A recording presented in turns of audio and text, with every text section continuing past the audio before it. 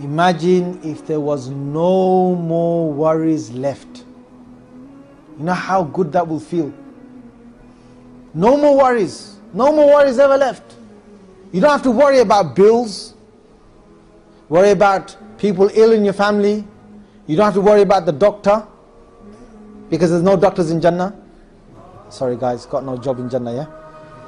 There'll be no dentist in Jannah. There's no toothache in Jannah. There's no bellyache in Jannah. There's no headache in Jannah. There's nothing to worry about in Jannah. Imagine getting into there. Once you get into there, it's haram for you to come back out. You can't come back out. Only Rasulullah sallallahu alaihi wasallam is the only one that can get into Jannah and come back out. Anyone else that goes into Jannah, they cannot come out. Not that you want to come out. Imagine having no la khawf, there's no fear, there's nothing to worry about. Nothing absolute to worry about. Imagine what you would do now. One question I ask kids when I teach them, and I've just done this today, I've done this every time I talk about Jannah to kids. And I'm now talking to adults. Alright? The question is, what's the thing that you will wish in Jannah? So you know what kids say? I want a house of chocolate. You tell them, what do you tell them? You tell them, Inshallah. If you want a house in Jannah of chocolate, Allah will give you a house of chocolate in Jannah. Say that to them. Because a Bedouin came to the Prophet ﷺ and he said, Messenger of Allah, he said, will I get a red camel in Jannah? A red camel. Prophet ﷺ said, if you want a red camel in Jannah, you will get a red camel in Jannah. So if you want a red Ferrari, some people are probably thinking right now, I want a red Ferrari in Jannah.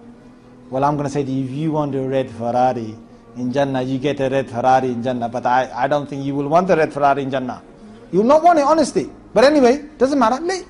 Imagine, like that Bedouin, his biggest thing was a camel, but a red camel was the fastest camel, it was the best camel you could race along in the desert, and it was the most reliable camel. So he wanted that. And Rasulullah said, you want that, you'll get it. We're going to ask for a red Ferrari, or a red Lamborghini, or whatever you want in Jannah. And the thing is, when you get to Jannah, you're not going to want that. There's going to be things, Rasulullah sallallahu alayhi wa sallam said, مَا لَا عَيْنٌ رَأَتْ, no eye has seen, وَلَا أُذُنٌ سَمِعَتْ, no ear has heard of, وَلَا خَطَرَ عَلَى قَلْبِ بَشَرٍ, no mind has ever thought of. Those are the things in Jannah. But anyway, let's go on, imagine. Doesn't matter, you just imagine. So I ask a kid, what do you want? They say, like if I ask my kid, he says, I want Thomas the Tank Engine. And he wants the whole of the characters in there. So I get them to think a bit more. I said, do you like theme parks? They said, yeah, I like theme parks. You can have the biggest theme park you can ever get. So one of them says to me, he says, yeah, that'd be really fun. I'll basically go on my theme park and I'll go down in a roller coaster, wee. And at the end of it, I'm going to get my friend, make him stand there, and I'm going to basically kick him one. Say, yeah, why? Because no one can get hurt in Jannah, right? So yeah, you can kick him for a joke, yeah? He's going to go flying back, bouncing back, and he's going to come straight back where you are. Right? Just imagine, right? You ask him, what do they want? One kid said to me, I want to eat from one end of the day to another end of the day. Son, you can eat. Right? Another one said to me, he said, I want to sleep all day. You want to sleep in Jannah? Go and sleep in Jannah. When you get to Jannah, you don't want to sleep there, right? But you tell him you want to sleep in Jannah all day. You sleep in Jannah all day. You want to eat there all day? You eat all day. Now what will adults say? Guys, first thing comes out, Hurun Ain. Yes? Now guys, inshallah, next session we'll talk about Hurun Ain.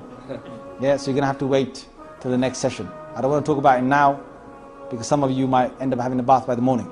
Right? You might need one by the morning. So we'll keep that for the next session. Come prepared. With maybe next pair of clothes, whatever. We'll talk about Hurun Ain, right? Next time. But imagine, you got to imagine. I don't want you to sit there and start talking, and thinking how beautiful they're going to be in your mind. That's wrong. But what you can imagine is what Allah has kept in terms of rivers, gold palaces, food, the trees, and plenty of other things. Keep motivating yourself with these things. Remembrance. And when it comes to you feeling, I feel like I'm already in Jannah now, then talk about Jahannam. Think about Jahannam. And inshallah, in the next session, we're going to think about Jahannam and talk about Jahannam and the things in Jahannam, because it's a horrible place. Boiling water, iron, there's going to be rods in there, snakes in there, scorpions in there, fire in there, mountains in there. People having their intestines burnt out, whole bodies, skin being stripped off, being put back on together. You've got to put yourself in that. Imagine this is happening to you, and then basically feel that you need to do some more a'mal and actions. And then think about Jannah, then think about Jahannam. Hope and fear have to be balanced in this manner. Inshallah, bi'idhnillah, you will do this. Jazakumullahu khair.